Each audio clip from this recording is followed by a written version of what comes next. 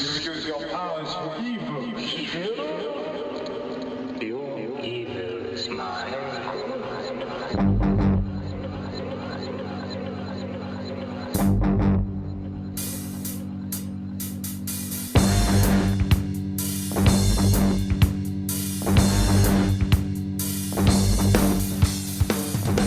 Hello, everyone. Welcome to another Doctor Who podcast, Next Stop Pickle. I'm one of your hosts, Jesse. Joining me is our other host, Charles Skaggs.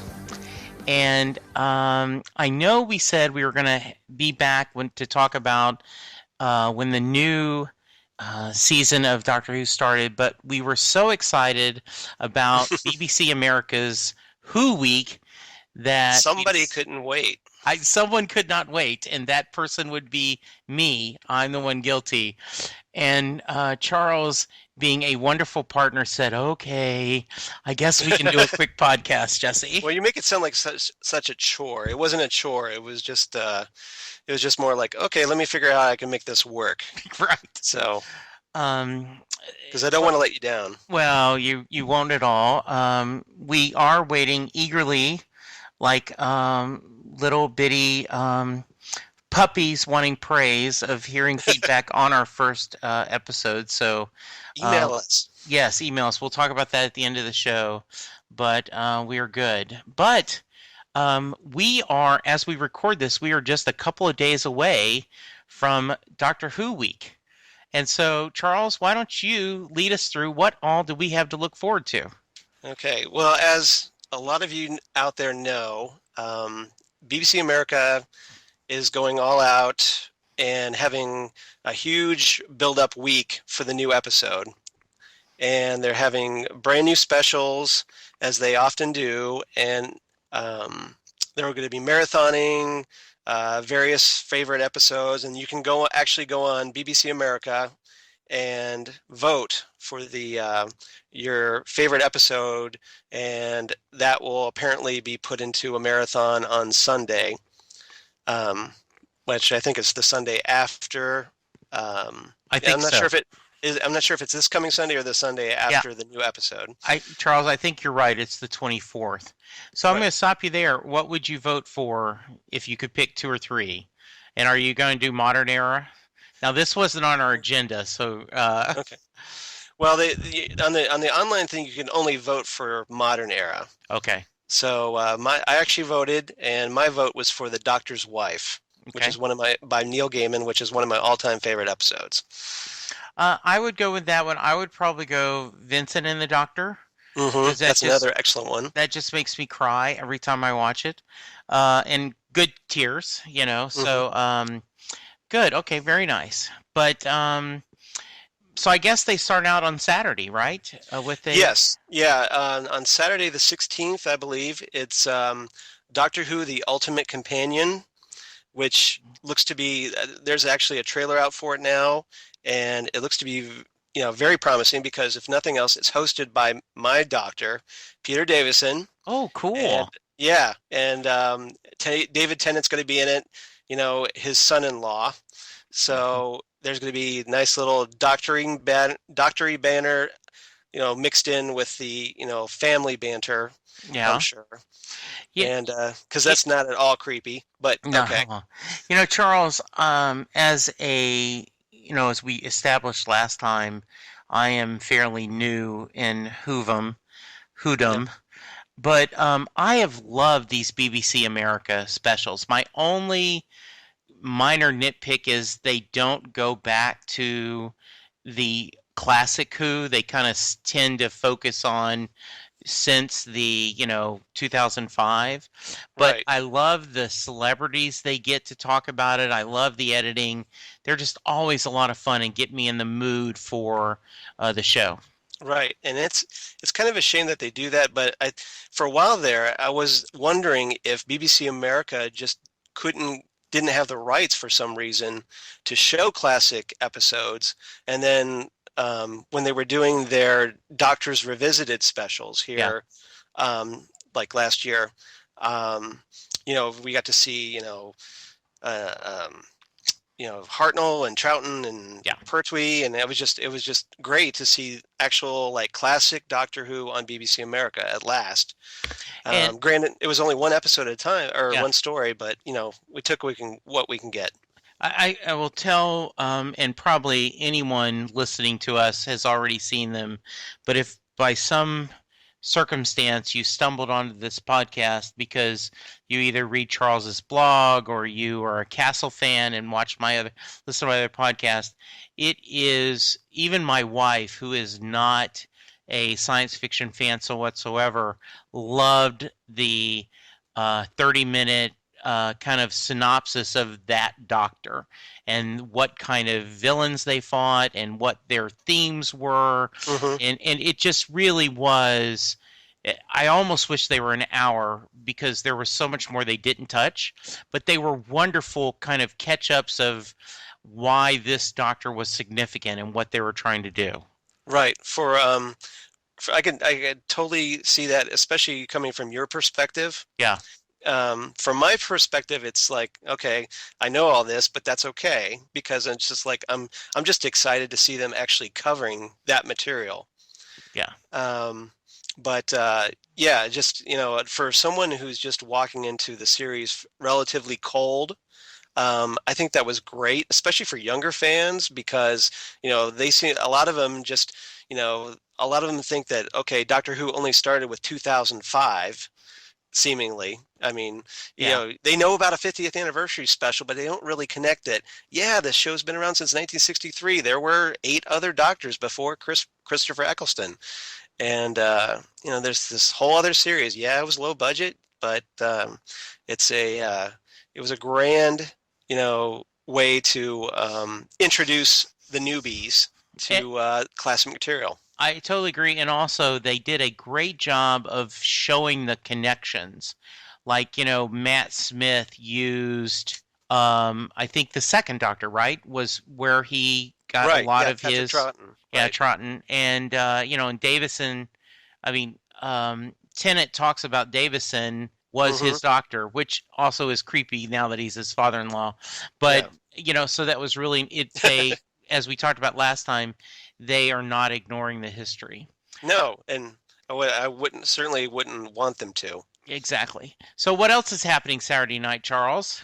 Saturday night, in addition to the Ultimate Companion special, let's see, well, actually on the 18th, 2 days after that, is the Ultimate Time Lord, which is on the Monday the 18th. And I'm not quite sure what's going to be involved in that special, but obviously it sounds like it's going to be focusing more on the Doctor than the companions. Mm-hmm. So you've got the one special with the companions, this one's the Doctor. And then on the actual date, August 23rd, that we've all been anticipating, there's going to be a pre-show hosted by Chris Hardwick, as from Nerdist fame and also At Midnight, and various BBC America specials, and also the Talking Dead after show after The Walking Dead. So he's going to be doing a live pre-show which I guess is like a half hour before the episode, and then you'll get Deep Breath, and then BBC America supposedly premiering their show Intruders, which looks pretty good. It looks very good. Yeah, so I think that's going to be a great companion show with Doctor Who. Yeah. And then after that, there's going to be an After Who Live, also on that same night. So, and then that's also going to be hosted by Chris Hardwick. And then it'll be more like basically Talking Who instead of Talking Dead. Yeah, I think that there was I made a joke in the past. I think Maureen Ryan, who's the Huffington Post TV critic, talked about that there is a law that Mark Shepard has to be in every genre show. Mm-hmm. I think that part of that is Chris Hardwick has to be in your pre or post show because he did the Breaking Bad, Talking Bad, and so I know he's a longtime fan of the show. And so I think that's going to be a lot of fun to watch and hear, and it just kind of I love the fact that it's a big deal, this new Doctor. and it's premiering the new series, and that's very cool that they're giving us a week. I'm looking forward to I always scan through the marathons because there's Doctor Who episodes every day during that week at different times. And so I always scan through and DVR, like I will do The Doctor's Wife, I will do The Girl Who Waited, I will do other things, that are always special to me. I'm also looking The Fires of Pompeii. Yes. Right? Because I want to see that. Yep. A certain actor named, what is his name? Peter something? Yeah. Capaldi. Yeah. But yeah, Peter Capaldi is in that episode, as a lot of fans know. And he plays a completely different character. But there's been rumors that his appearance on that and also on Torchwood Children of Earth miniseries are going to be somehow possibly addressed during his era as the 12th Doctor. I don't know how. Maybe it's just something like, some kind of timey-wimey fracturing, but I'm be curious to see how they do that. I do too, and so I wanted to see him. I've said it before, and I will say again, he's been wonderful in The Musketeers. So I just want to see this. And then the last thing is that Monday after the Who premiere, there is, if you wanted to go on a field trip, you could go and see the show again, correct? Yes, which I already have my ticket. I have mine too. Right here in my hand. So yeah, I'm definitely looking forward to it. Anytime that Doctor Who is on the big screen, I will be there. Yeah, because I want to support it, and I want to hope that by supporting it, that at some point they finally get the movie made. Yeah, for those of you who don't know, Phantom Events that's all that, sometimes when you're going to the movie, they'll show snippets of an opera, and they say, you can go watch the opera. Phantom Events is doing a special showing that Monday night of the the episode. Deep Breath. Deep Breath. It's extended. It's, I guess, maybe 80 minutes or 90. It looks like it's definitely not a 3-hour movie, but it is longer than normal episodes. So I think there's supposed to be some behind the scenes material. Good. So like they did with the Day of the Doctor. Yeah. So that should be wonderful. So we will be counting out that. Charles, we actually have gotten email. Email. Yes. Finally. Yes.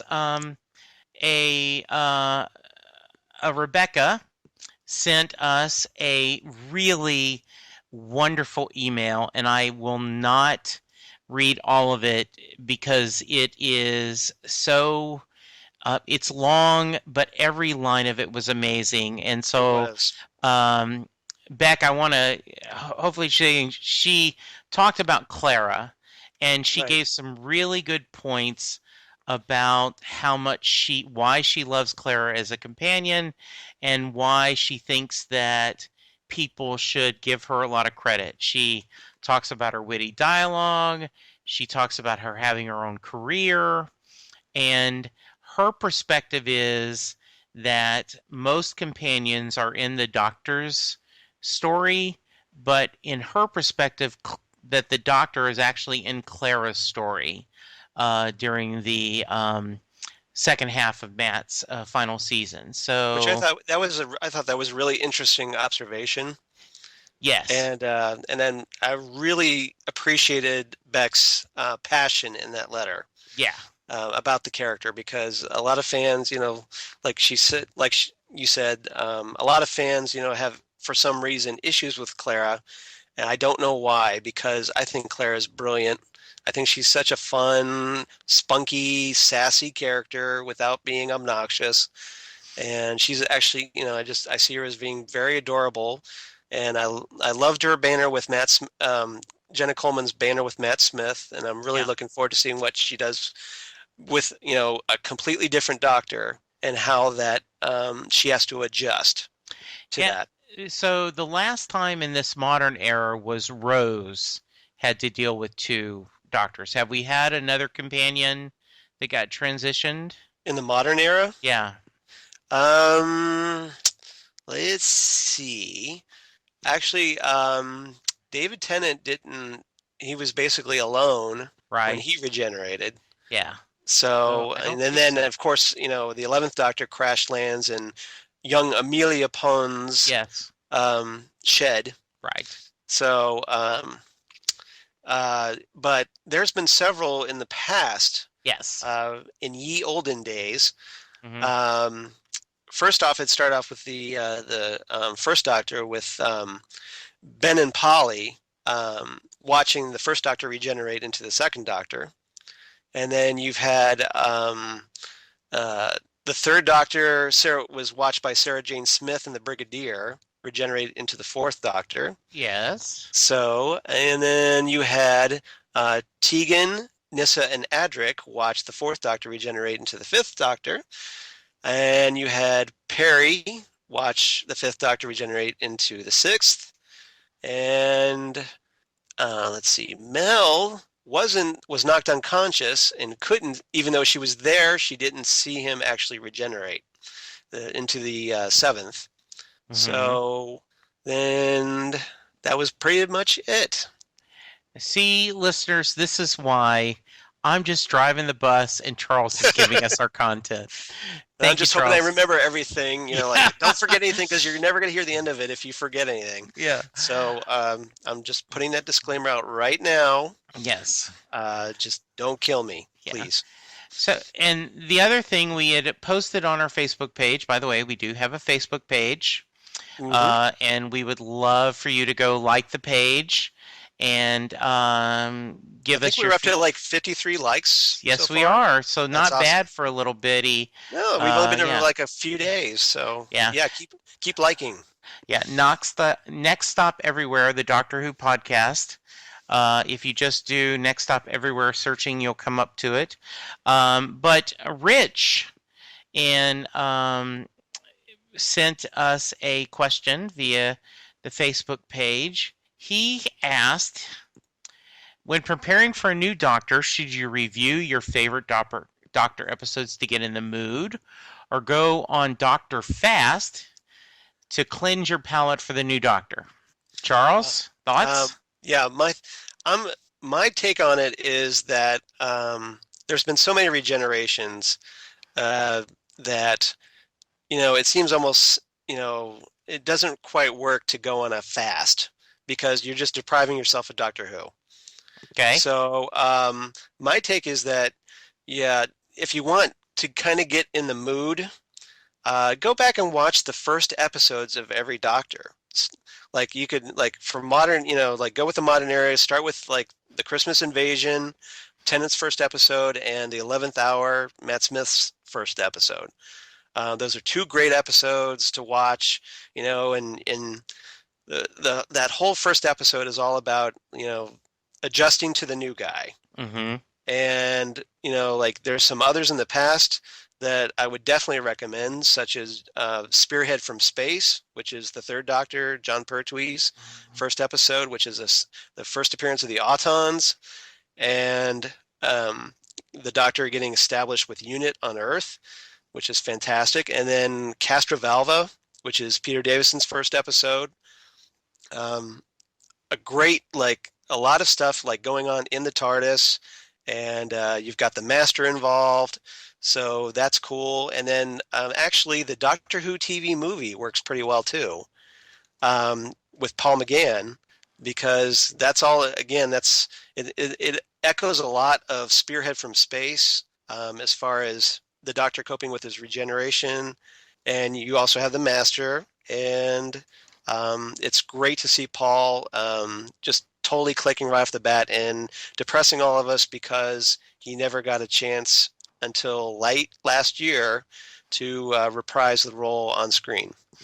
Yeah, Charles knows this, but I was lucky enough at Comic Palooza this year to interview Paul McGann for a panel, and lucky bastard. Absolutely, everything you could want. I interviewed both him and Colin Baker, both wonderful gentlemen, but Paul especially, such enthusiasm and such joy of being the Doctor, and so proud, and and just seeing that little snippet, the prequel, they had before the 50th anniversary, The Night of the Doctor. yeah, made Right. you want More. like, can we just do a Yeah. flashback series of him, just a TV movie? He was Well, amazing.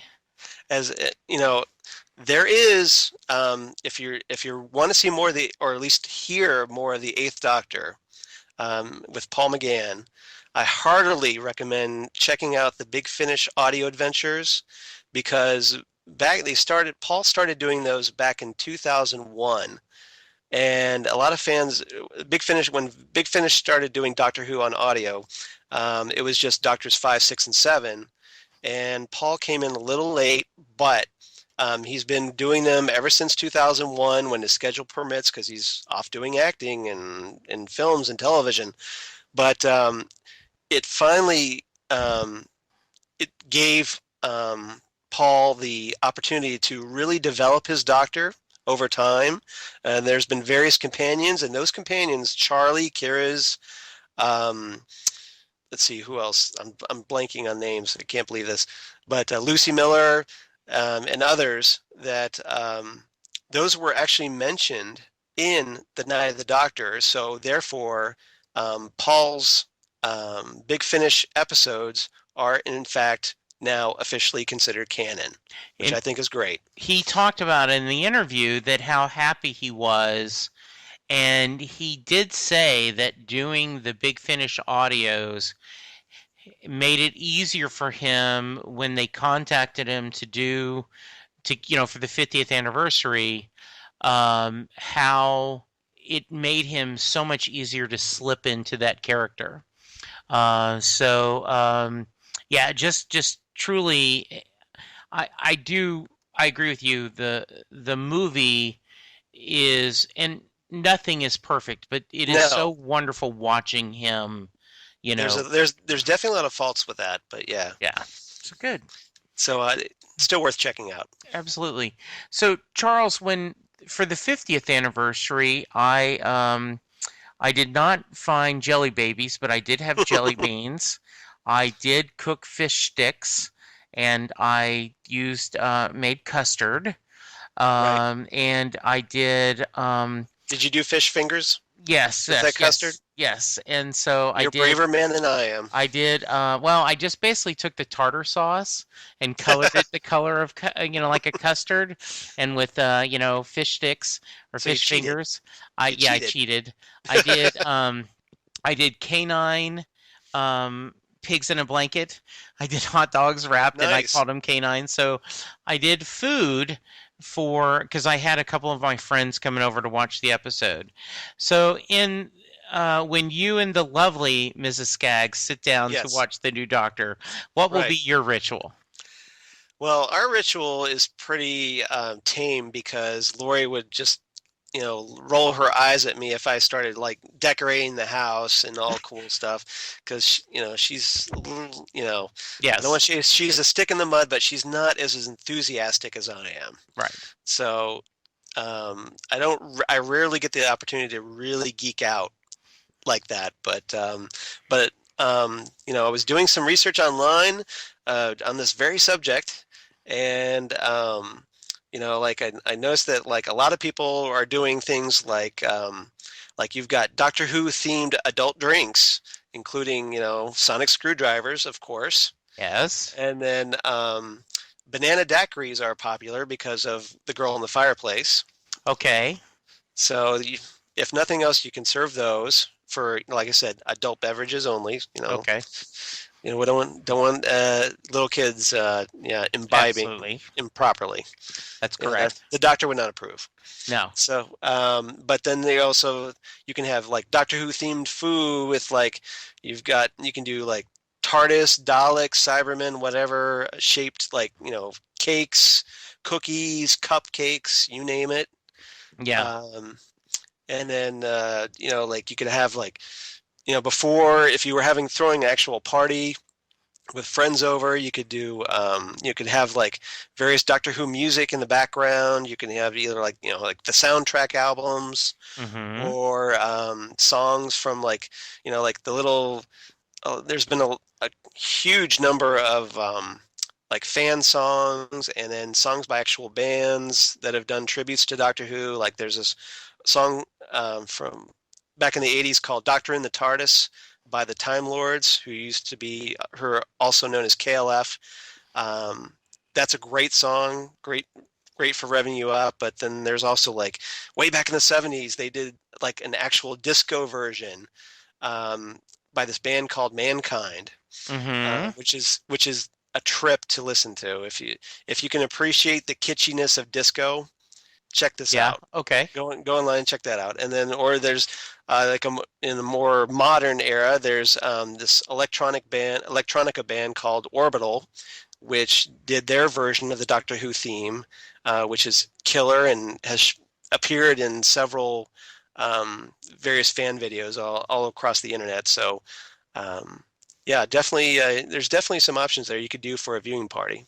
Okay. Good. Well, the I do not think I will this episode. Though my son will be disappointed. Chris is my 25-year-old, and on Cowboy Sunday, he takes the house and he puts out cowboy coasters and he puts out the books and he's got a big banner, Dallas Cowboys, Right. and the whole house is cowboy ready. And then when they lose and he's depressed, he takes it all away.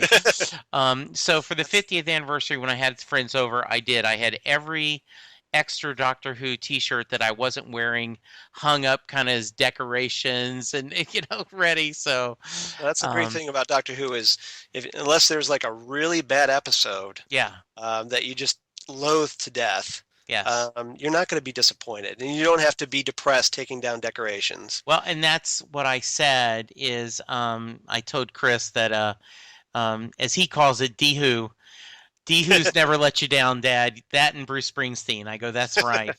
And I will probably turn the AC down to make it a little bit colder in here in Texas. And I have my TARDIS comforter, my TARDIS throw blanket that I'll be ready to have on while I'm watching the episode. So That good. sounds like you're ready. I am ready. So let's see. I think you want to real quick before we call it any hints or predictions you want to make on the new season? We can get it on the record now. Let's see. It's going to be great. Peter Okay. Capaldi is going to be awesome. All and right. I guess that's probably a given. Yes. But it sounds like Clara won't be leaving at the end of the season. She's apparently going to be returning for the Christmas special. Okay. Which is good. So we don't have to worry about a companion exit, at least for a little while. That's good. At least until Christmas. We aren't going to lose any of our Victorian heroes, will we? We aren't going to. No. Madam Vassar and Vastra Skaggs and Strax Jenny. and yep. I don't see that happening because I think Moffat loves them too much. Well, I'm right there with you. I keep hoping the Paternoster Gang is going to get their own spin-off series at some point because we need another spin-off series. It's been too long since Torchwood, and sadly, Elizabeth Sladen is no longer with us to keep doing Sarah Jane Adventures. Yeah. So yeah, we need another spin-off. And I just think that would be great. Oh, yeah, awesome. They would. Good. Yeah. Well, that's I also will predict that it's going to be great, and I think we will have a lot of fun things to talk about. So I think that will I think we'll end it now. You can reach us on Twitter at NextStopSMG, and on Gmail we're nextstopeverywheresmg@gmail.com. Charles, they can find you where? You can find me at Charles Skaggs on Twitter, and then you can also on Facebook and Instagram, Charles Skaggs. And yeah, because nobody else wants to be me, so I got the names. And then you can also check out my blog, Damn Good Coffee and Hot, which has all kinds of Doctor Who, comics, sci-fi, all kinds of geeky things. So yeah, please check it out. I hope you dig it, and we'll be covering things like Next Stop Everywhere and just in addition to Doctor Who. So yeah, please check us out. His blog is absolutely fun reading. He always, not only does he give news, but he always has his twist on it, and by far the best movie reviews that I read that are spoiler terrific, because all good reviews should be spoilered. Yeah, right? Exactly. It's like all the fun reviews are have spoilers in them. We all know that. So yeah, I definitely recommend checking out the movie first before you read my review. But I do have spoiler warnings at the beginning. So yeah, anytime I'm reviewing anything like Guardians of the Galaxy or any James Bond movie or even like TV episodes of Doctor Who or what have you. So yeah, I try to throw those up there, but yeah, spoilers are fun. Absolutely. And I am at JWJ170104, and I am on Facebook, and we want to hear from you. We will be back. Our plan is to try to record very quickly after the new episode. The week of Labor Day, with me being in Dragon Con, is going to give us some challenges, but after that we should be good. So please listen to us, and we thank you. Yeah, come on back for a deep breath, because it's going to be fantastic, and obviously we're going to have a few thoughts about the episode that we'd love to share. Yes, I do not think we'll stay at 30 minutes that time. But for now, travel safe, and everyone take care, and we will talk to you soon. Bye. Bye, everyone. If you would like to donate to help pay for this and other Southgate Media Group podcasts, simply go to our website, southgatemediagroup.com, and click on the donate button. It can be as little as $1 or, well, as much as you want. Help keep this fun going by supporting this and our other shows. Thanks again for listening, everyone. You're the best fans in the world.